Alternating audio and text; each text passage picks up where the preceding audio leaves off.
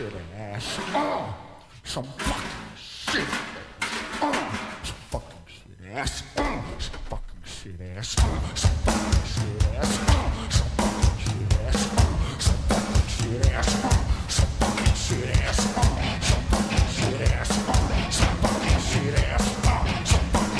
Some fucking shit ass. Some fucking shit ass. Some fucking shit ass. Some fucking shit ass. Some fucking shit ass. Some fucking shit ass. Some fucking shit ass. Some fucking shit ass.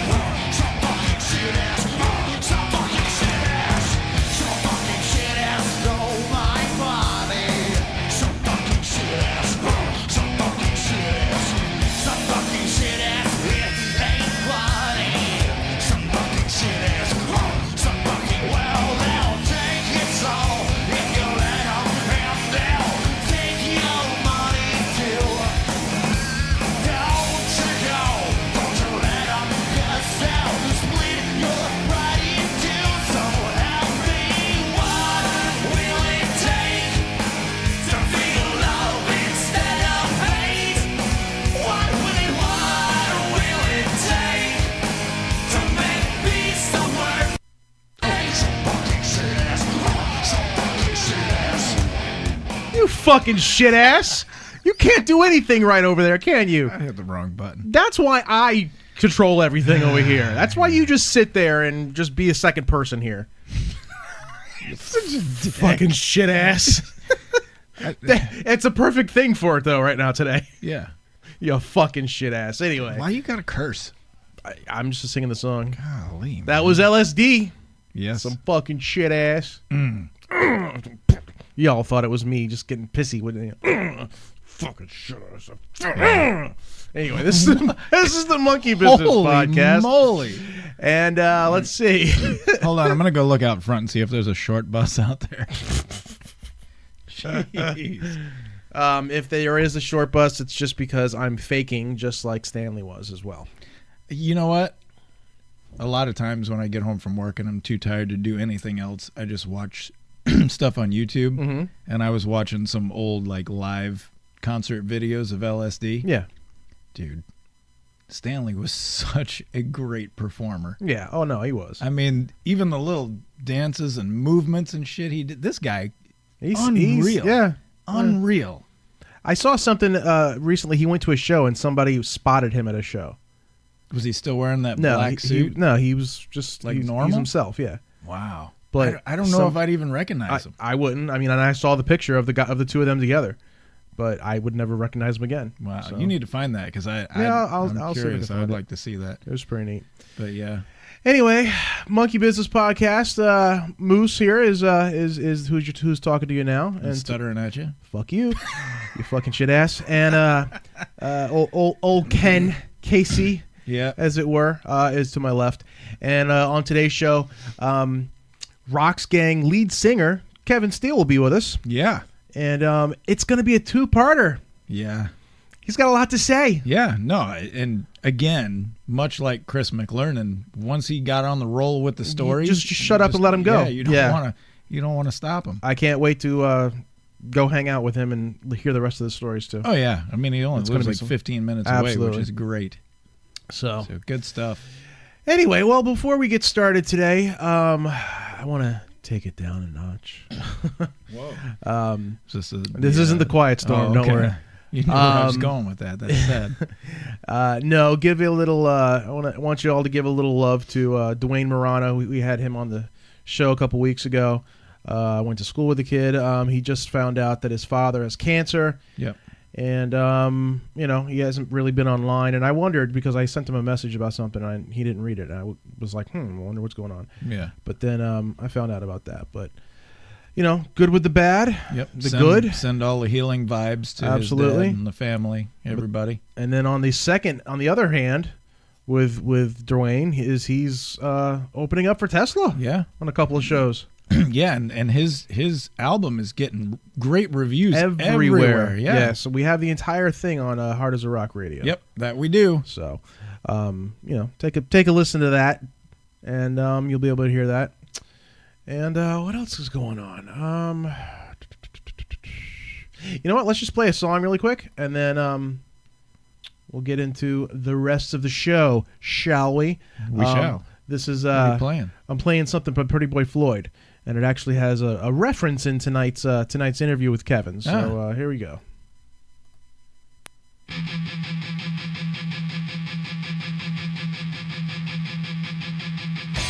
say you want sense, you're not on fire. But there's just one thing that you need to take you higher. 1, 2, 3, let's go!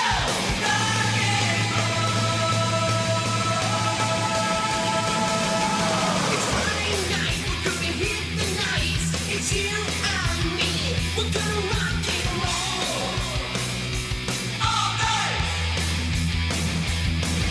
It's Saturday, and there's just no way we're gonna see it all alone. We all know. Let me take you one step higher. Rock and roll, it's gonna set the night on fire. Rock and roll, it's gonna set the night on fire. Yeah. We're burning flames to the wild and tame. Yeah, yeah, yeah. We're gonna shock the world. All right. In Hollywood, wake up the neighborhood. All the boys and girls, they're gonna scream and shout. Let me take you one step higher. Rock and roll, it's gonna set the night on fire. Rock and roll, it's gonna set the night on fire. But we're the baddest boys, making noise, break the chains. What do you say? Rock and roll. Oh, yeah, trash.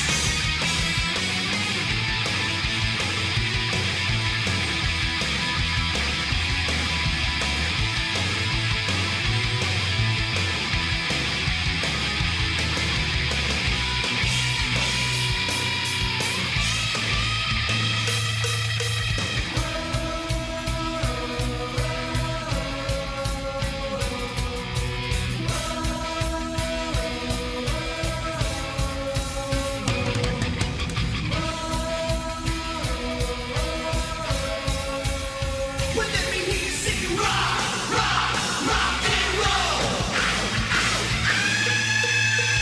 Rock and roll, it's gonna set the night on fire.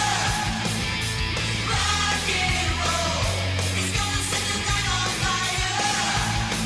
We're the baddest boys, making noise, break the chains. What do you say? Rock and roll, rock and roll, rock and roll.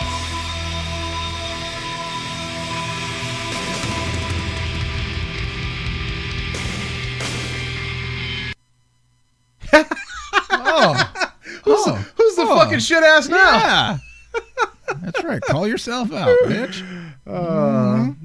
Song just didn't record right. Whatever. Who cares? Mm-hmm. It's a wonder that album didn't get bigger. Why? Because people kept cutting the end of the songs off? Fuck you. Yeah. No, I'm saying it didn't get as much airplay as I thought it would when it first came out. Yeah, I guess. You guess? You want to put your phone down and talk to me? What the fuck? No, I don't want to talk to you. All right, fine. So earlier today, I posted on our Facebook page a picture of a sonogram. Yes. Did you see that? It I was did see that. from the UK, and apparently, the kid had, as they were taking the sonogram, the kid had his face and his hand in front of his face, and just as he started to turn over, those fingers came up. Yep. And you get the rock horns. They were listening to Steel Panther at the time. I don't think they were listening to Steel Panther. But it's already been shared like 5 or 6 times on our site alone. Yeah. That's great. And I just posted the thing. Anyway, speaking of babies, Jeff Tate is decided that he's going to not retire, apparently. Didn't he say he was going to retire or take some time off or something like that? I know you hate Jeff Tate. We already went over that. But didn't he say he was going to like take some time off or stop recording or something like that for a little I don't while? know. If he said that, I probably would have thrown a party. Well, apparently he's decided to do both Empire and Rage for Order in its entirety in concert now. Of course. So, Of course. you know, he's fighting to Yes. be relevant somehow. All he's doing now is being a bigger dick than he already is. I mean, really. What more could he do to try and put himself back into Queensryche than keep doing their records over and over and over? It's over. I mean, what was it? He's gonna see if he can find DeGarmo and, hey man, you want to do a couple of songs? Yeah, and together? DeGarmo's going to go, Fuck you. Yeah. How about you work on getting a fucking Arid Extra Dry endorsement? I think it was his hair that smelled so bad. He didn't have any. He doesn't have any now, but I'm Right. saying back then. Oh, I don't know if he Yeah, did or there. not. Donnie Vie has been interviewed recently, and man, he was going off on a lot of people. From I did. Did see you read this something about thing? it. Yeah, Oh my I saw God. something about it. and I'm a big fan of the guy, and he is saying something about how he didn't think that Donnie. Hang on a second. Have Vicky Fox. He says Vicky Fox is a total fucking poser. He's doing all these tricks and stuff. Sure, it's entertaining to watch, but and he's a beautiful guy, but he's a total dick. What the hell? Right? And then he's also talks about Derek, the original guitar player for the band. Yeah, Well, before let's rephrase that. Not the original guitar player for Enough's Enough. right. The second guitar player for Right. Enough's Enough, because Alex doesn't remember that he was in the band. He's like, I was like, how did the guy Derek wind up in my band? He thinks he's Eddie Van Halen, but he can't write a song. Why are you? The dude's dead. Why are you busting on him? But the messed up part is like when it was Frigo's death day or anniversary of his Right, death. He was writing all this. Oh, I miss my brother and, Yeah, right, and right. this and that. I think Donnie is hitting Little- too many prescription drugs. A little bipolar, you think? Well, either that or when he was in the hospital, he got the hookup. He also went on to say about his solo band. He says, I've been talking to musicians about being in my backing band. I'm getting top-notch musicians, not guys that are playing with L.A.Guns or every other 80s band that needs hired guns. Yeah, he's on drugs. It's like, what is he doing, man? Shooting yourself in the foot. He's on drugs. But, it's that new album of his is really good, though. Well, great. just great. Alrighty. Uh, Do you see what finally hit? If I asked you what rock video mm, on YouTube mm-hmm. has reached 1 billion views, not million, but Right. billion with a B. Yeah, I know the answer to this. You already know it? Yeah, we talked about this a couple months ago. No, this just happened. Unless this is a second one. This just happened. Okay, because the first one to hit 1 billion was November Rain.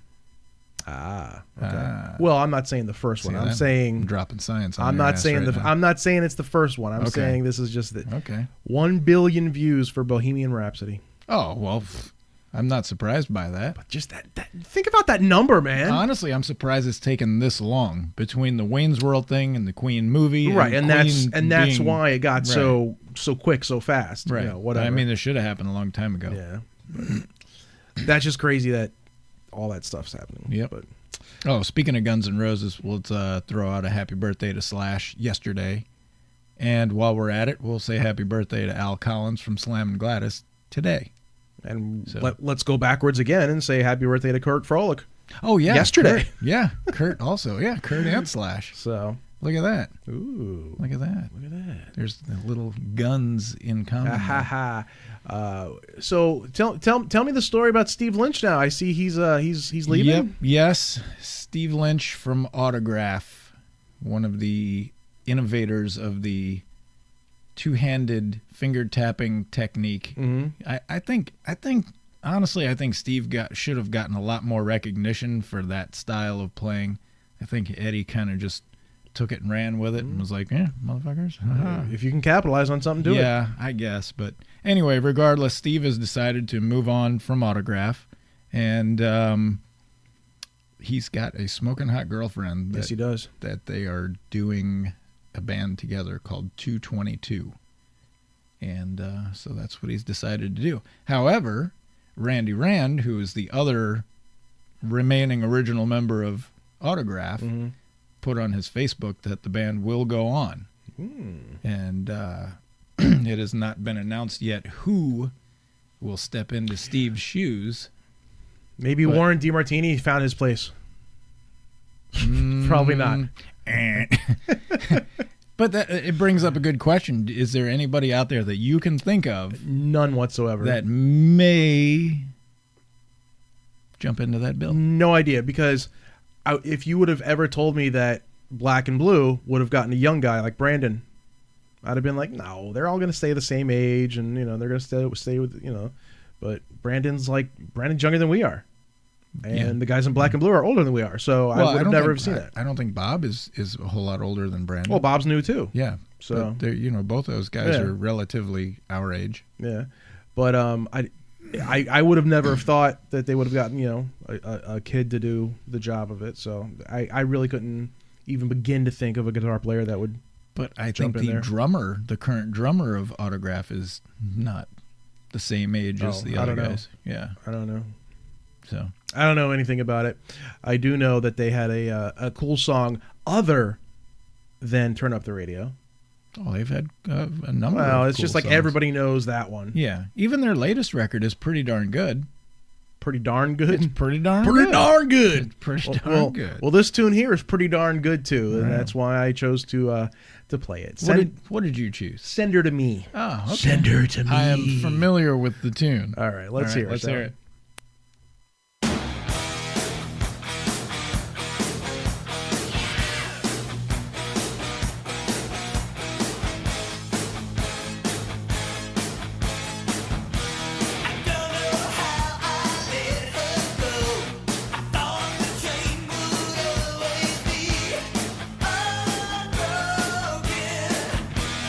Now my heart keeps telling me, but I should have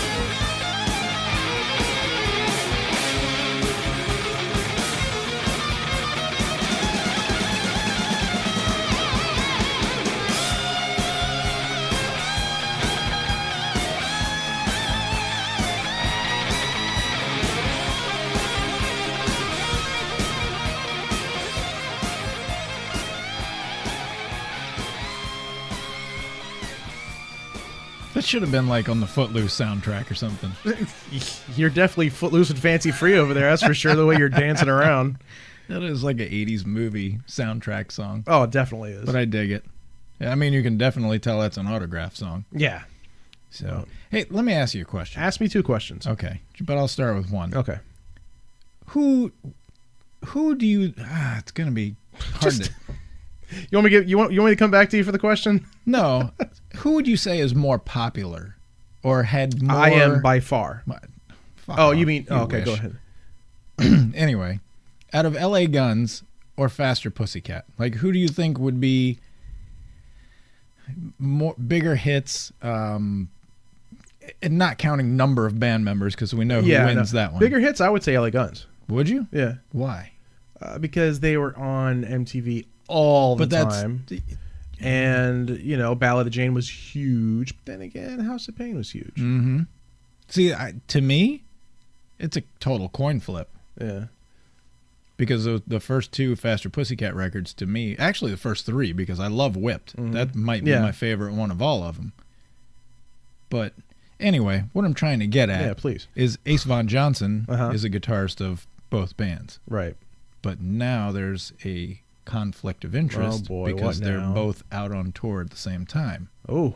So he's got to make a decision on who he's going to play with. You know who he goes with? Who does he go with? The one that pays him more. All right, but who do you think that would be?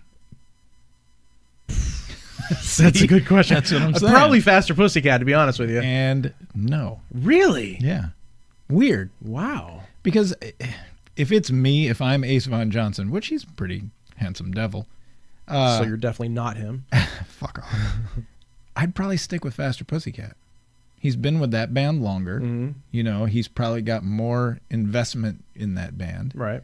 But from what I'm hearing and reading, he's going to stick with L.A.Guns. It's probably less drama with L.A.Guns. And do you think, though? Yeah, because, Phil and Tracy's getting along great now. I don't know, man. Anyway, let me continue. Okay. So at least for the upcoming shows, Faster Pussycat is going to have a gentleman named Sam Bam Colton. Sam Bam? I'm guessing Bam is a nickname. Right. Yeah. Instead of Bam Bam, it's Sam Bam. Sam Bam. I don't know. Okay. Anyway, so he'll be playing in Ace's spot with Faster Pussycat. So someone was asking Phil about Ace and what he was going to do, with this dilemma. And in typical Phil dick-headedness, he tried to change the subject. I thought we were going to talk about the new L.A.Guns record, not about Ace Von Johnson. And then he went on, and I guess toward the end of the interview, he made this snide-ass comment about, well, we both know who he's going to play with. That's nice. I mean, that's almost like saying, hey, fuck off, Faster Pussycat. I don't know. I'm still on the bandwagon where I think Phil is a dick. Oh, yeah. No, I think he is, too. I think Phil's a dick. He is a dick. But I like his voice. He's a smarmy little fucking English crumpet. Wow. Yeah. I guess I shouldn't say here, should I? You already did now. Jesus Christ. Sorry. I don't mean to be derogatory. Crumpet, even. Jeez. Yeah. Well, I'd throw some English garbage in there. Garbage. Speaking of garbage, it's going to end up in the garbage if you buy your kid one of these, because that's where all jigsaw puzzles end up, is in the garbage. Wow, that was a stretch of a segue. But it worked, didn't it? Metallica is going to have jigsaw puzzles now. So not only are they going to release a children's book, The ABCs of Metallica, they're also going to have jigsaw puzzles of the the good albums, so to speak. So they're like the first 4. Oh, good, because if they put out a jigsaw puzzle for Black, I know, right? That's exactly what I thought. That'd be like handing a blind person a puzzle. Here, do this. I thought this one went here. I just don't understand. All of a sudden, he's an English crumpet. Here's something to invent. How about a Braille puzzle? I think they probably have those. You think? Yeah. Are you sure? I'm not sure. I'm Maybe not you sure should of Google anything. it. I mean, we might be able to make like 59 cents off of that. I don't know about that stuff. Yeah. The Daisies have a new album coming out. Okay. All right. I don't know how Braille got us to the Dead Daisies, but... Dead. They're blind. They're not dead. Oh, sorry. Dead? Jesus. Dead people can't see. Shut up, Ken. I'm trying to let you know about the new Dead Daisies cover album that's coming out. Jeez. It comes out August 23rd. Locked and Loaded, it's called. Yes. Speaking of Dead Daisies and doing covers. Yes. Fortunate Son. Fortunate Son, yes. One of my favorite covers ever. Really? Yeah. Okay. I absolutely love their version of it. I don't think I've heard their version Oh of it. my God. You need to listen to it like right after we Like get right done. now? Well, you could, but we already played some songs. Oh, okay. Well, I'll tell you what. I'm going to play another song right now, and then I'm going to go listen to the other one until I'm going to listen to Fortunate Son while Lillian Axe is playing. We're playing Lillian Axe? Why not? I don't know.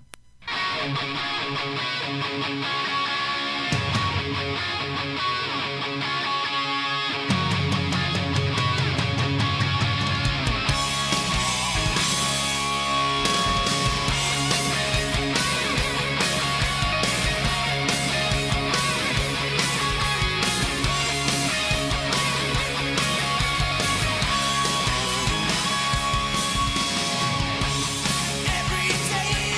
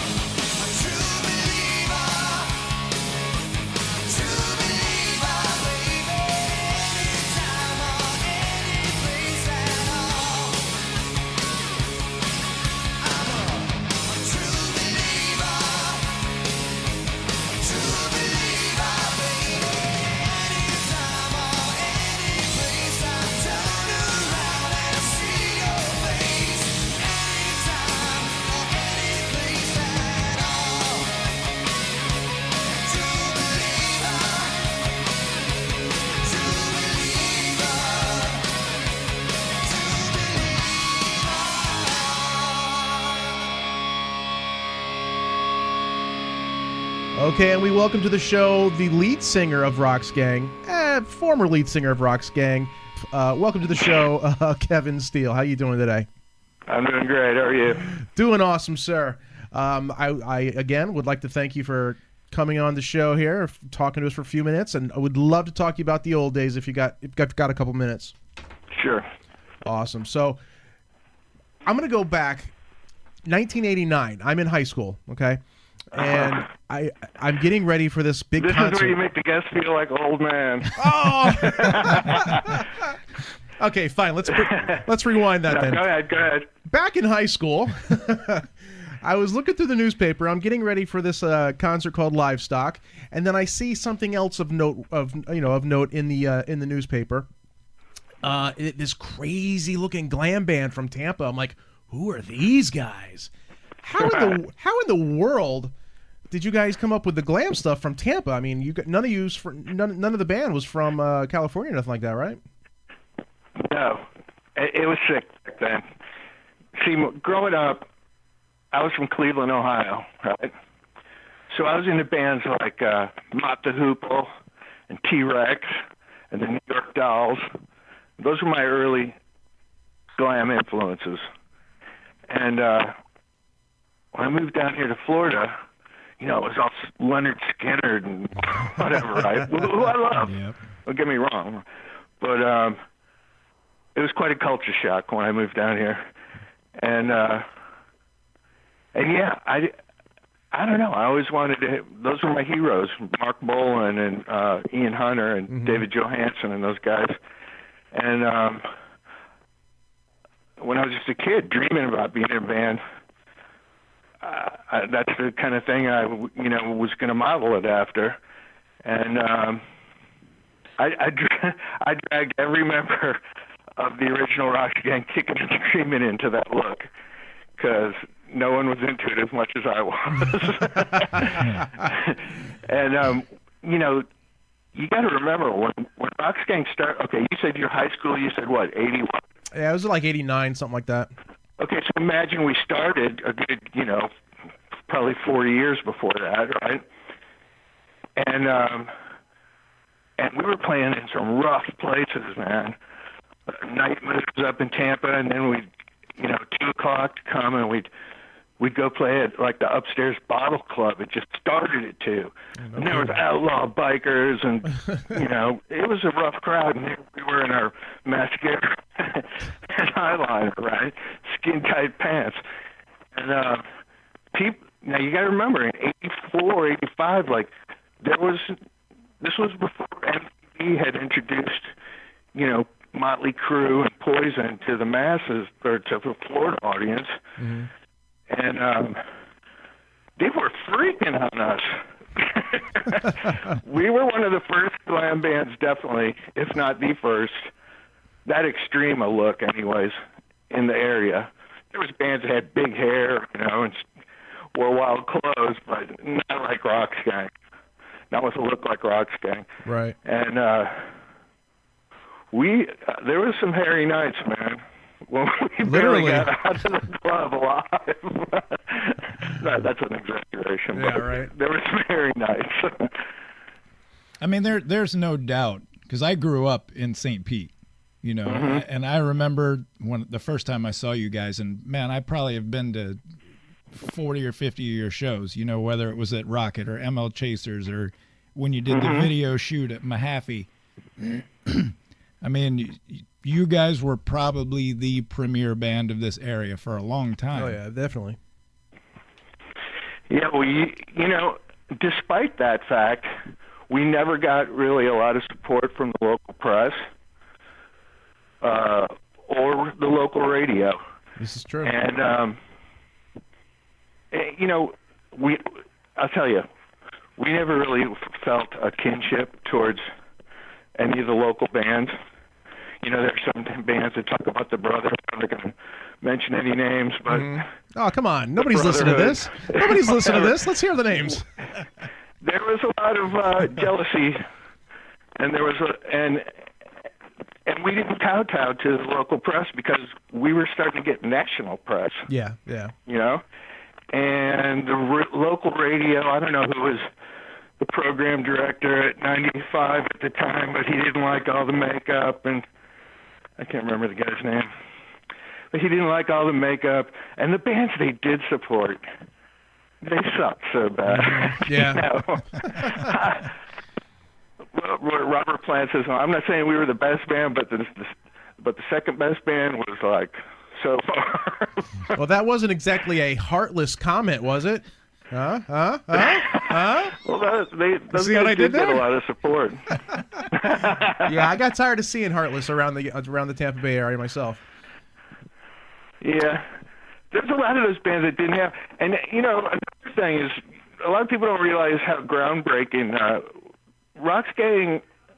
We were one of the first bands in the area to play like entirely original sets of music. Mm-hmm. You know, when I started, the big deal was to play at Mark Twain's of the 49th Street Mining Company. That was maybe just a little bit before your time. Well, I remember the names. Mark Twain, Mark Twain, I don't remember, but 49th You Street, had I to know definitely remember. you had to know like all the popular rock songs, you know, and own your own giant PA and light show and whatever. And those were really different times. Yeah. And we were like, fuck that. Can I say that? Yep. You just did. Okay. Is there anything I can't say on this show? Not a Say chance. whatever you do want. whatever you got to do. All right. So I didn't want to sing, you know, AC/DC songs and Van Halen songs. Well, I wanted to sing my own songs. Mm-hmm. A lot of people commented that I have like a real identifiable style. Like when you hear me singing, you know it's me. Well, that's because of that. Because I don't know. I just never got into. I did a little bit of it when I first started, of course. But you know, I was always more interested in singing my own songs. Right. Now you wrote a lot of these songs with Eric Carroll, or is it Carell? I don't even know how you say his name. Carol. Yeah, he was my brother, figuratively my brother, and we founded Roxx Gang together, mm-hmm. and we were just starting to garner some national press, and Carl Kennedy, do you know that name? He produced like the first. He produced early Anthrax. You ever heard of a band called the Rods? No, I don't believe so. Okay, he's the drummer for the Rods, and he had produced some heavy bands, and he was looking for something just a little bit more. I hate to use the word commercial, but because I don't really think about it as being commercial, but you know, he was looking for something a little more maybe palatable Okay. than Anthrax. Yeah, you I know? guess at that time, yeah. Right. So we used to we would like pack into our RV and drive up to New York and play at L'Amour's, and you know, in those days, this is before the internet, so like it's before MTV, and so like when you live in bumfuck Florida, I mean, it was bumfuck Florida. Oh yeah. You know, the music industry was totally in Los Angeles, a little bit in New York, but you know, we had to do what we could. You're never going to get discovered playing at, you know, Mr. T's. You know? That's great. And so we started, you know, we were recording some demos, and we were driving up to New York, up and down the coast and stuff, and this guy got a win. I can't remember how he heard of us, but he wanted to produce us. And the night before he was supposed to come down here, the night before he was supposed to fly down here, Eric, who was a fisherman, right, always had a fishing rod in his van. You know, he had snook holes, right? He's one of those dudes. Okay. And he was on a bridge one night fishing, and you know, we were always fucked up in those days. The 80s, man, when it was like Jack Daniels and cocaine. You know? Oh yeah. And I don't know what happened. Nobody knows what happened. Somehow he fell off the bridge and broke his neck. Right? Jeez. Yeah. And Yeah. it really fucking was devastating. He was like I have one brother. I mean, he's the closest thing I have besides, you know, he was like a brother. Right, right. We were writing partners. Other people had come and gone through the band, but we were the heart of the band, you know. Right.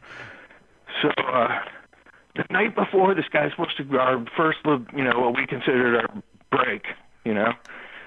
And Carl was very sympathetic. I can imagine if I lost somebody in my band, you just, you know, I hope you guys decide to keep going, and if you do, you know, when you're ready, just give me a call. Well, Wade Hayes, who is one of the most underrated guitar players of the freaking 80s, man, that kid was incredible, and he never got his due. And he had actually played in an earlier version of the band. Eric had seen him play one night, and he said, "You got to see this kid. He's better than me." Well, I was very protective, like, I don't know. Like I said, he was like my brother, so Right. I can't be better than you. And he came in, and our bass player had quit, and he actually came in as our bass player. And then the bass player rejoined the band, and we were able to move him over to guitar. Then he flaked out. But anyways, actually, first we got Jeff Taylor. He is a mutual friend of Eric's and mine, and he was always bugging us to be in the band. And Eric would say, "You got to talk to Kevin. It's his band." And I would say, "You got to talk to Eric. It's his band." You know? That old, don't ask me, ask your mom. We were kind of happy with the status quo, and, you know, the band's a weird thing. You mess with the chemistry, you know.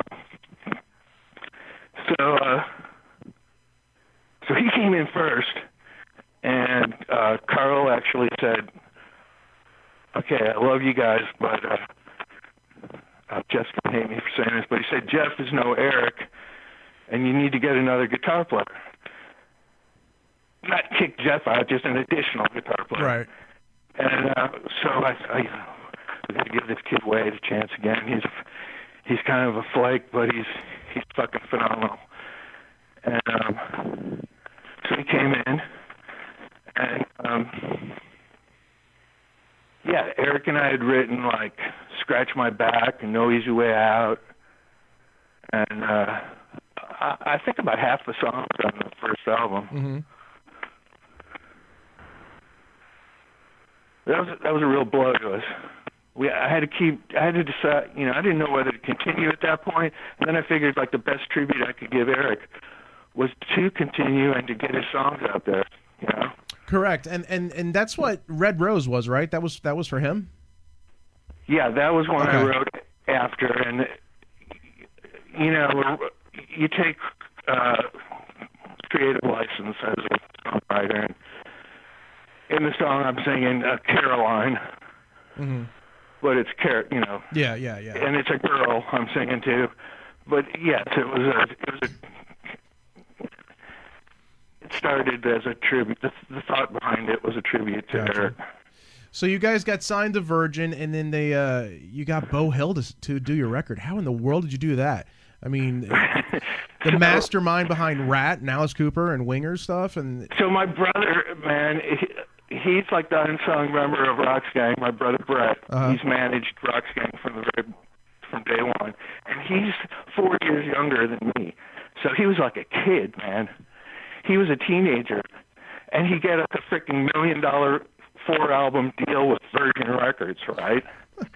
And first Virgin Music, the publishing company, came down. Virgin Music and Virgin Records came to Mr. T's to see us. And Virgin Music said to Virgin Records, "I don't care whether you sign them or not. We're signing them to a publishing deal." And Virgin Records, they were like, R&R, the guy who, Mark Williams, the guy who would become R&R guy, said, "You guys are like cartoon characters," or something. I think I remember him saying. And yeah, we were all full of fucking piss and vinegar back then, and that's something else we used to get back then. When we acted like we thought we were rock stars. We're like, at what point is it cool to start acting like a rock star? You know what I mean? Like, Yeah. if you don't perceive yourself as one and present yourself as one, you're never going to be one. That's true. You know?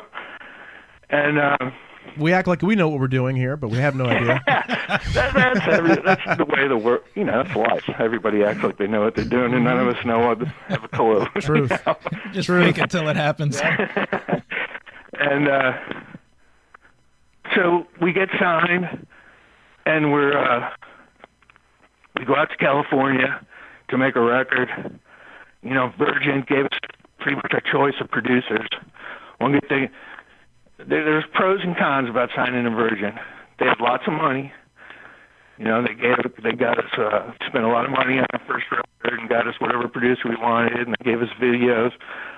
But we were their first hard rock act signing, and they didn't know what the fuck to do with us. They really didn't.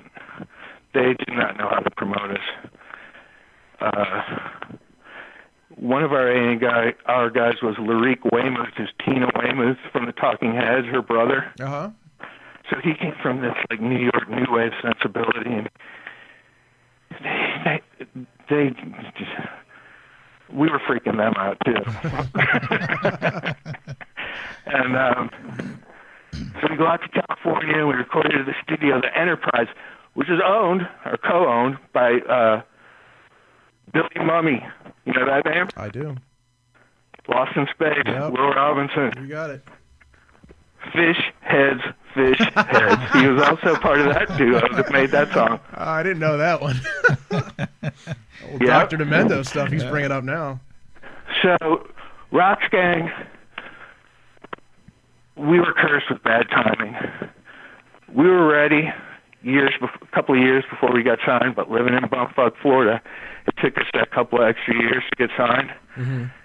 And the writing was already on the wall. Like, when we were recording at the Enterprise, I can remember, like, somebody, you know, maybe somebody's doing drum tracks or guitar tracks. I'm in the lobby watching MTV, right?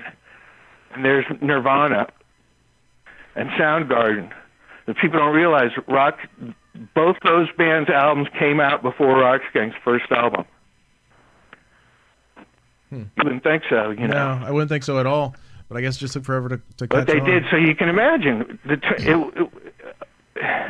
almost like it was over before it began, Yeah. you know. But in spite of that, in spite of the bad time, you know, I mean, the whole rug got yanked out from anybody that looked anything like us, you know. And huge backlash started. Hair bands, you know. And I never even associated myself with those Los Angeles kind of. I was more like I said, New York Dolls, like transvestite junkie from the wrong side of the tracks. Not, I wasn't a fucking where the Down Boys go or or fucking cheap. What's it called? Unskinny Bop. There you go. You know, that was ridiculous pop music to me. You know, Yeah. I was freaking live fast, die young, and put a red rose on my grave, and you know, like I don't know. But we got lumped in with all those bands. Yeah, well, I mean, everybody's coming up at the same time, but it's amazing to me how many people. I mean, I guess living in Tampa, you know, you guys were the big guys on the block, so we knew who you were.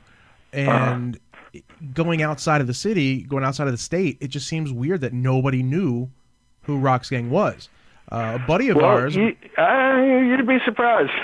Well, I'm just in my realm, so to speak. A buddy of ours who is like really, really big into a lot of music. We just recently introduced him to you guys. Well, to the first album, I should say. And he's like, "Oh my God, who are these guys?" And we told him, "You're like, you've never heard of these guys before?" No, I don't know who they are. You guys got It's weird. It's weird. Definitely regional. Yeah. And like, okay, Roxx Gang goes to England for the first. We flew over to the UK to play for the first time. I mean, I'm not saying it was like some kind of Beatles scene, but there was people there to meet us at the airport and stuff, you know. Nice. Yep. And They seem more Japan. loyal. Japan, you know, our CD was released like not just released as an import, because Virgin's an international label. I mean, I have CDs, like all the text is in, you know, Japanese characters, you know. Mm-hmm. It wasn't just like an import where they got with everything in English.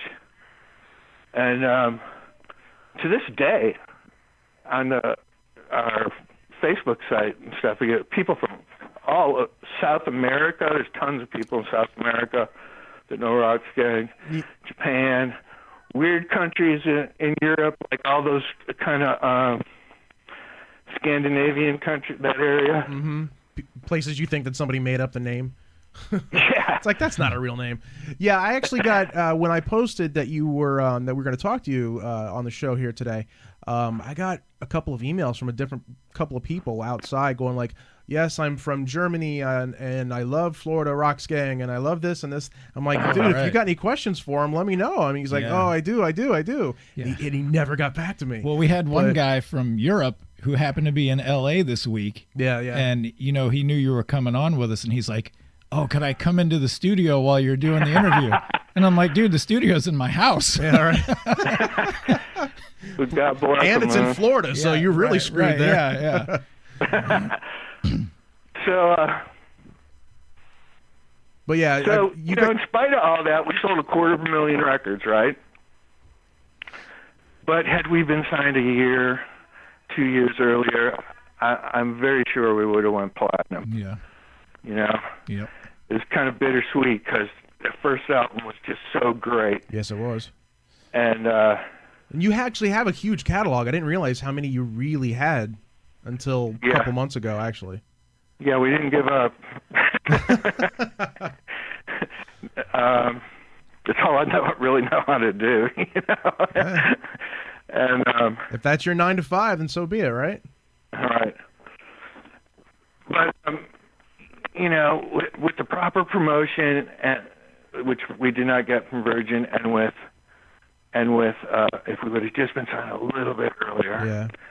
I think it would have been a little different. The end would have still came, at the same time.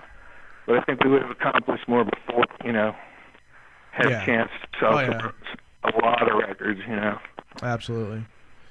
Yeah, So then grunge came, or whatever you want to call it, and killed and everybody. we were like, fuck this grunge music. We didn't like it. And,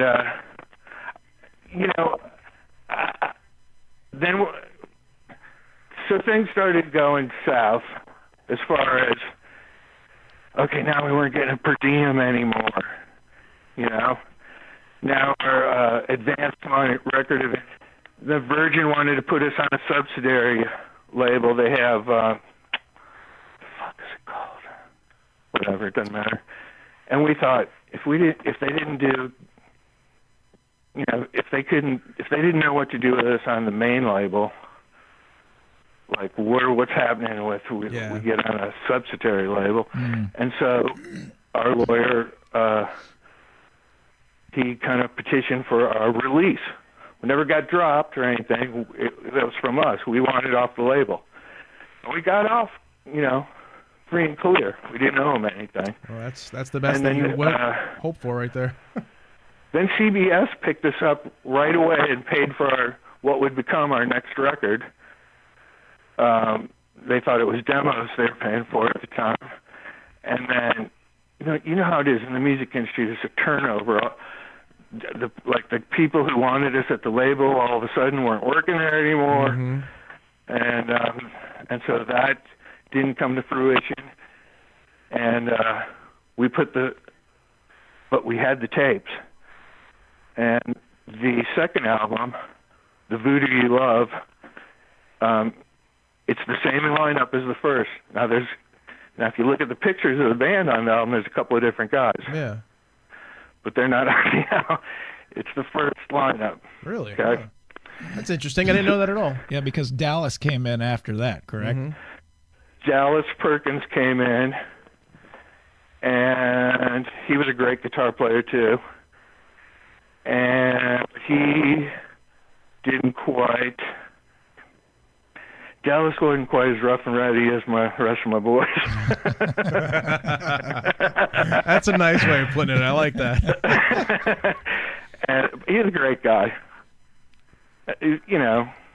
He's probably smarter than us in the long run, but I mean, he just didn't have quite the same lifestyle, right? You also picked up another local dude, if I remember right, Jeff Attolo. That was a ways to come. Yeah. Okay. First, before that, I've also always suffered from. I've had to replace people, and I've had to make choices out of desperation. So now, really, our glam, metal, whatever they lumped us in with, that scene's dead, right? So I need a guitar player. After Dallas didn't last long, and we got Stacy Blades. Okay, he went on to be in L.A.Guns for a number of years. Right. Stacy, you know, it's funny because people think like, oh, you know, talk to some people want to punch him, and they act like, you know, oh, he went to L.A.Guns. He would have never got the gig if he had never been in Roxx Gang. Number one. And number two, that kid, he improved quite a bit from the time when I joined him. I was so desperate, it was like, well, at least this guy looks the part, you know. I'm serious. And he wasn't a bad guitar player by the time he left, but he learned a lot in Roxx Gang. And Trial by Fire. And it was while he was still in the band that we, you know, most of the time Roxx Gang had two guitar players, except for when Dallas was an exceptional guitar player, and he could pretty much pull it off. But once he left and I got Stacy, I thought I needed another guitar player again. And we got Vitolo. What was he in? What band was he in? He was in some band, Entice. I was. You know what? I That's wanted what to it was. say Entice, but I'm like, no, that's not it. That's not Yeah. it. Entice. No shit. I got a cassette of that somewhere. Entice with an I. Yep. Crazy. Entice. Entice. Yeah, Yes. what's the deal with that, Jeff? I asked him one thing. You know, they didn't know. The 80s, people had this funky spellings of names, you know, it was like, but it should at least be like a, you know, a pun or something. It should mean something, you know. But, yeah. Those were fun days back then, though. He was another guy that just came from a total, you know, he's from Ocala. So, I think anybody Yeah. was from Ocala. he's, that was another different, he grew up in a different environment, Right. than me. Well, you know, I saw you guys. In addition to the video shoot at Mahaffey, which smart, I wore a cast, one of those removable casts. So in the crowd shots, you could see my arm up in the air because that matters. Wait, you wore a cast on purpose? Absolutely. Are you in the video? Oh, Well, Your cast? my cast is you can't see my face, but you can see my cast up in the air. I'll have to look. Yeah, you'd be like, oh, that's that son of a bitch.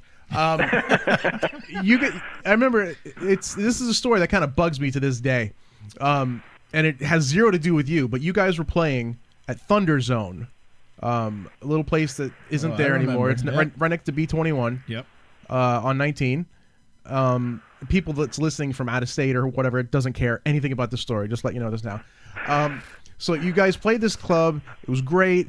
Show was over. I'm going out to my car, and all of a sudden, I'm sorry. Black Sheriff threw drumstick out, caught the drumstick, about to leave. Hey! And I turn around. I'm like, what? Big scary dude comes walking up to me. I need that stick. I'm like, what do you mean you need that stick? Yeah, we need it. It's a brand new stick. We need it back. I'm like, what are you talking about? I'm not giving you this back. I caught it. I'll give you these Did two. he throw it? Did the drummer throw it into the audience? Yeah. And then the guy's like, here, I got these used sticks right here, and they're like broken shards of a drumstick. And That tells you what dire straits exactly. we were in. And he hands these over to me. He's like, you could take it, or I could take it from you. And I'm like, And here I am, just like fresh out of high school. I'm like, here, just take it. I don't care. Whatever. Our kids freaking out. Exactly. Catch a drumstick. I was all excited. Right on. Hey, give me that back. And then the drum tech just crushed my dreams just like that. I'm like, Wow, I'm sorry, man. No, but I still have those big ass for that. things. But so anyway, so eventually you decided to change the way of how Roxx Gang was going, and then Yeah, well, okay, so that first album, I don't know, it was produced by Bo Hill, right? Yeah, yes, he did produce Warrant and Winger, but he also produced. The reason we chose him was because he produced Kicks, which we were all fans of the band Kicks. Everybody loves Kicks. And he'd worked with Alice Cooper, who was one of the people I idolized growing up, early Alice, the original Alice Cooper band. And so he had that going for him as far as we were concerned. And but we still did get a big slick sound. The demo that Carl Kennedy produced for us was called Love 'Em and Leave 'Em, which we later released on CD. Originally, it was a cassette-only release. And, dude, it was... I don't know if you remember. Do you remember when there used to be a Pinella Square? Oh, yeah. Pinella Square Wall, yeah. Across 19, there was a record store. I can't remember the name. Oh, I remember it. Good Time Charlie's. Yes. Yep. And at Good Time Charlie's, for like a few weeks in a row, we actually were outselling Whitesnake and Guns N' Roses with our little demo that Carl Kennedy produced for us. That's nice. And we were on cloud nine, And that's what got us signed, really, was that demo. Yeah. And a lot of people say that Bo kind of took a little bit of the edge off in a negative way, kind of polished the band a little too much. But I don't know. Yeah. I mean, that's kind of his job, though. That's what he did. Yeah, and that was the time. You know what I mean? Yep. Things were very overproduced back then. Yeah, I think I had a third-generation copy of that cassette. Because I Seriously? used to work at Asylum in St. Pete. Def Leppard was putting down, 80 layers, 80 vocal tracks. Yep. It was a crazy time. So as happy as I was, I still felt creatively like, whereas my influences were these, kind of street tough, street glam bands. And I also liked the early, late 60s, early 70s Rolling Stones and early Aerosmith. And, those bands had a blues or R&B even influence to them. And I wanted my band to be more like that. When I first started, on the first album, I was predominantly just a lyric writer. And as I became more musically savvy and started contributing to the music and all the melodies and some of the music, I wanted to pull it more in that direction, like that kind of blues-based rock and roll. Right. And right away, the second album, The Voodoo You Love, you can hear it. And even if you listen to the first album and if you take just my lyrics, like Ball and Chain and Fastest Gun in Town, you can see what I'm talking about. Right. But it also then had Wade Hayes, who was this blazing fucking 80s style guitar player, that kind of pulled it in that direction. Right. Well, you guys used to open up your shows with Muddy Waters anyway, right? Yeah. Yeah, I thought so. And then all of a sudden, I think it was my old lady's birthday. Yes, it was her birthday. And there used to be this little club in downtown St. Pete. It was called the Voodoo Lounge. And we decided we were going to throw her a party. And we wanted to play. But there's this little dinky bar. We didn't want to play as Roxx Gang, go in there full. It would be silly, So by that time, I had written a song. it's kind of confusing. Roxx Gang had a CD called Mojo Gurus. Okay, and it was the idea behind it. It was kind of dedicated. I listed all our influences in the liner notes, and that's what it was a reference to. Mojo from the old blues vernacular. You know, got my mojo working. It's kind of the mojo hand was a voodoo charm, like if you had your mojo working, it was like, you know, black magic had your swerve on, you know. And a guru obviously is a spiritual leader. So that's the genesis of the name Mojo Gurus is that. Plus, when I was a kid, one of the first albums that I bought with my own money was a T-Rex album called The Slider. And there's a song on that album called Metal Guru. And that whole album is burned into my psyche. I was a kid that I played it over and over. So that song, Metal Guru, was in, you know. And then I wrote a song, Mojo Guru, very Ziggy Stardust-esque. It was like jumps out of his module into the chemical haze, two death-defying dance steps ahead of the current craze, surrounded by a cool blues funk, got holes in his arm from shooting brown Chinese junk, black cat bones tied in his corkscrew hair. Hey, that's a Mojo Guru standing over there. And it's about a guy, the Mojo Guru comes to Earth, and he's a rock and roll messiah, right? So, you know, we throw this party for my old lady, and we don't want to be Roxx Gang and bring in the big production. Right. And we say, so we decide to, you know, you hear about, growing up, I would hear like Aerosmith would play in a bar and call himself Dr. J. Bones and the Interns or something, yeah, right? Weird stuff like that, yeah. I saw the Rolling Stones at the Lakeland Civic Center on the Some Girls tour, and the ticket that I bought at Asylum Records said, "The Great Southeast Stoned Out Wrestling Champions." It said nowhere on the ticket did it say the Rolling Stones. That's great.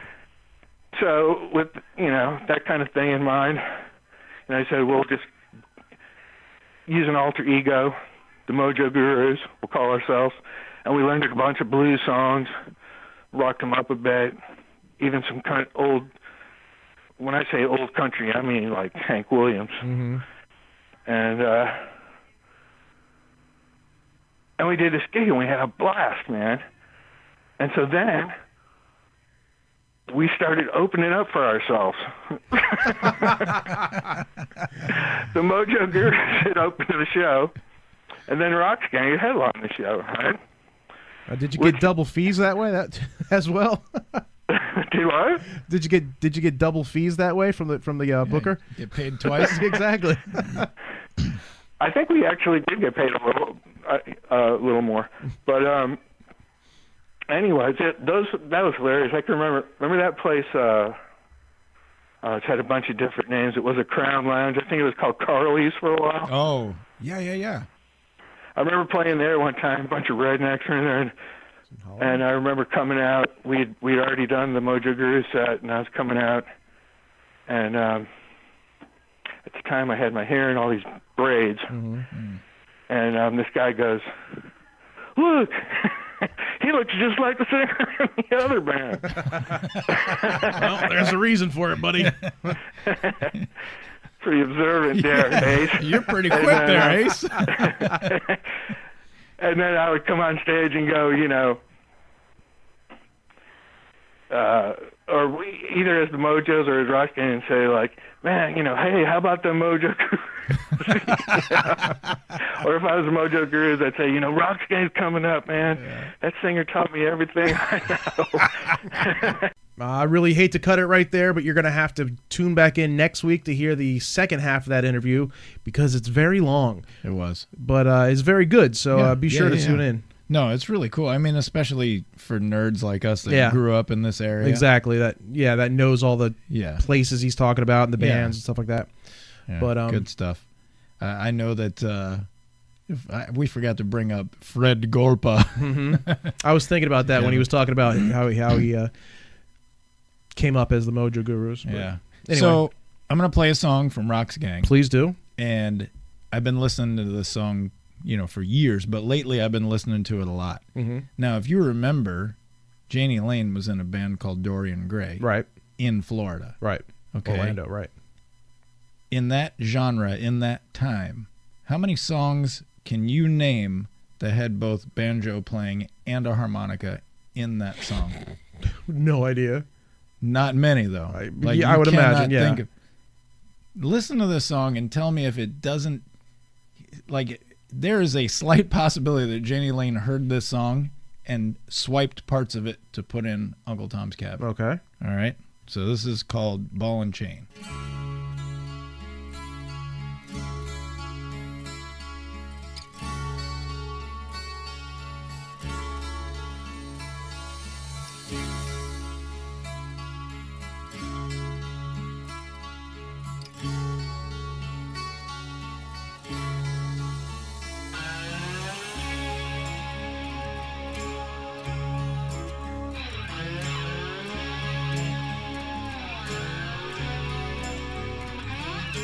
Just say guilty where I went. 99 years in the streets when pain. Put me to work on this road game. Give me a hammer and a ball and chain. Singing Lordy. Won't you take me away? Can't stand these chains out of one more day.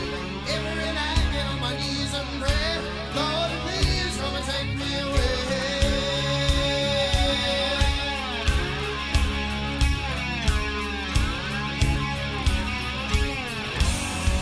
I remember back when the moonshine night killed a man in a drunken fight. I see you swing for the sheriff's sword as he turns the key in the cell lock door. Lordy, won't you take me away? Can't stand these chains not a one more day. Every night get on my knees and pray. Lordy, please come and take me away.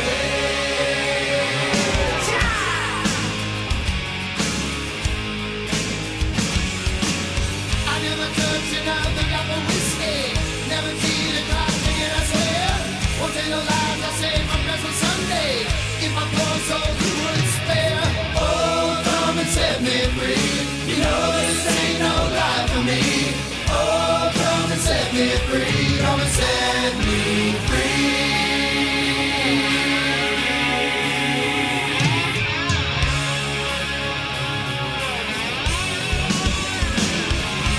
If I could shake these old leg irons, I'd be running from the dogs and the police siren.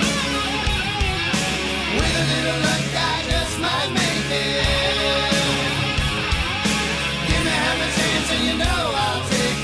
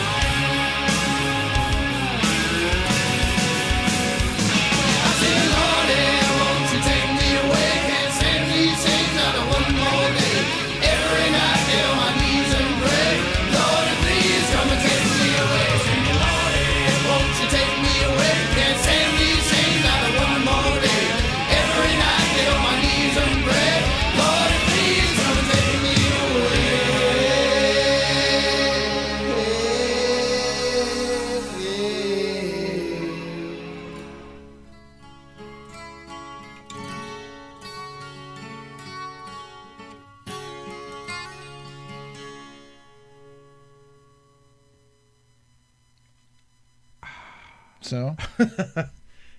Yeah, I mean, You see. I mean, I'm not saying it's an exact replica, Right. But there are some similarities for sure. but you know? that's almost like saying that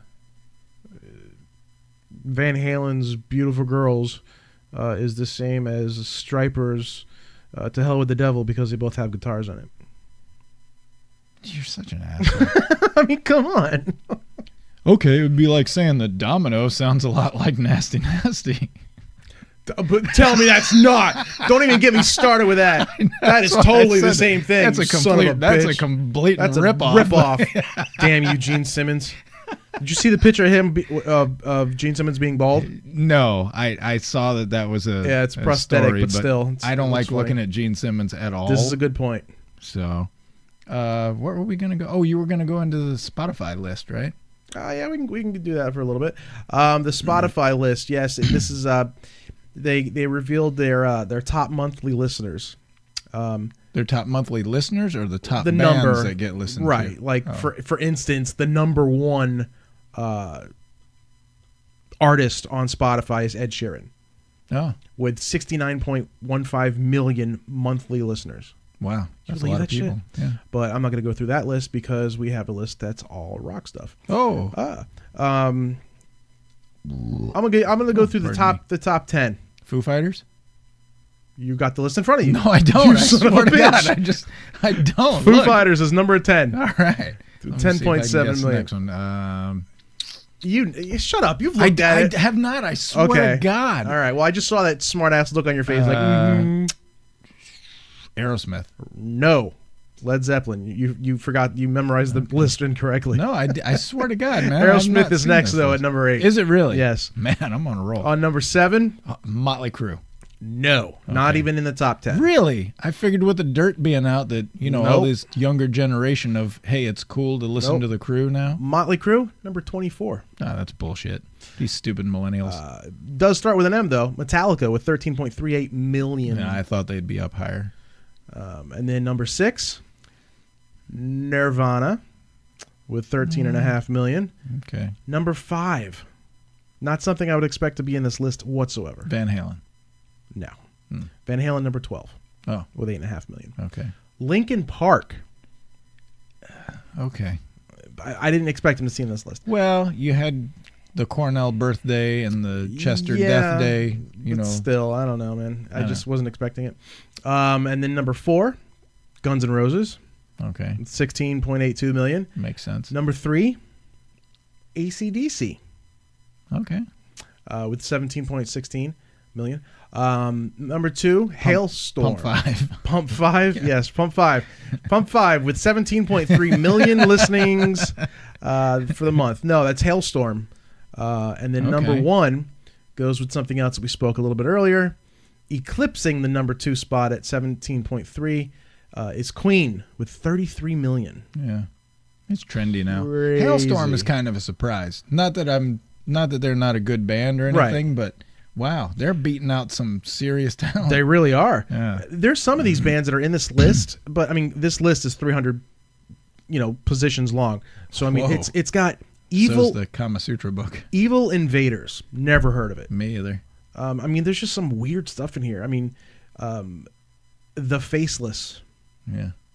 Weird. That comes in above Crowbar, Armored Saint. I've heard of those. Cellar Darling, Okay. Dark Funeral. Let me ask you this, Yes. since I don't care about any Of bands these that things. you're I know. mentioning. Yeah, neither do I. Who do you think would be the most played band on Hard as a Rock radio currently? Currently, I don't know. I don't know currently.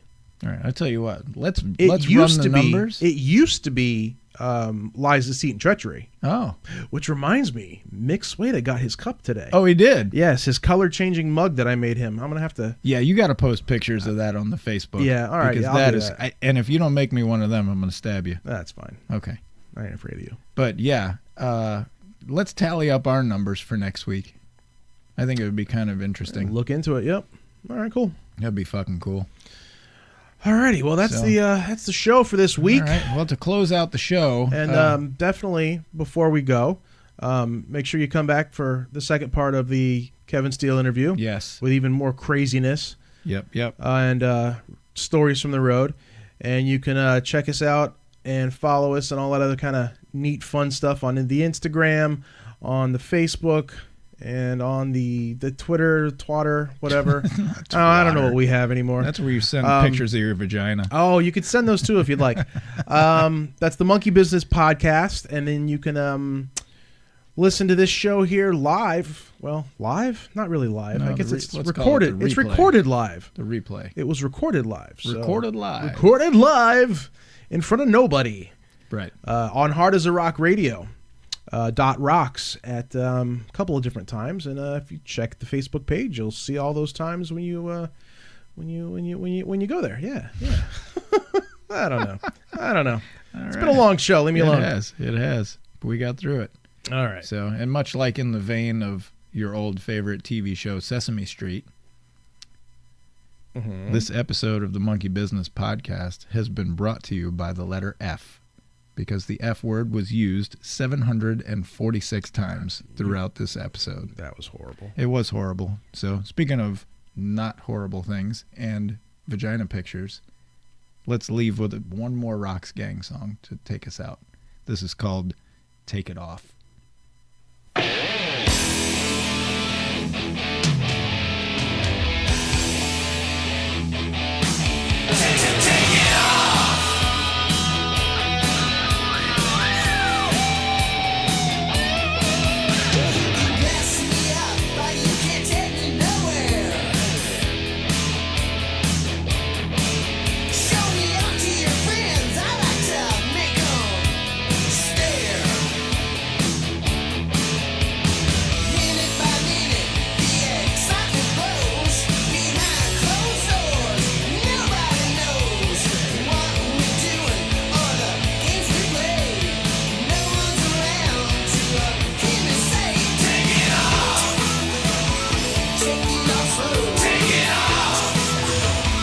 Give me